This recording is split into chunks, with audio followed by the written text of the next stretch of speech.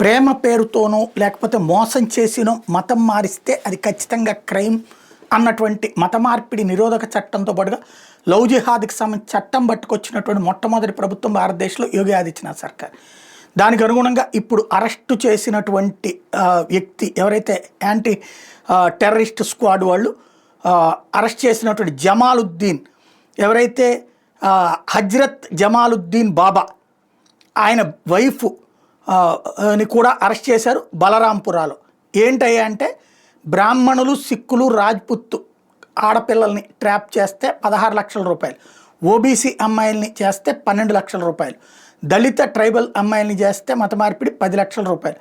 ఇది టోటల్గా 100 కోట్ల రూపాయల కుంభకోణం. ఇప్పటికే వీళ్ళు 30-40 కోట్ల రూపాయలు ఖర్చు పెట్టారు. ఇంకా వీళ్ళ దగ్గర డబ్బులు ప్రామిస్ అయ్యి ఉన్నాయి అన్నటువంటి విషయాన్ని ఇప్పుడు తేల్చింది ఉత్తరప్రదేశ్ టాస్క్ ఫోర్స్.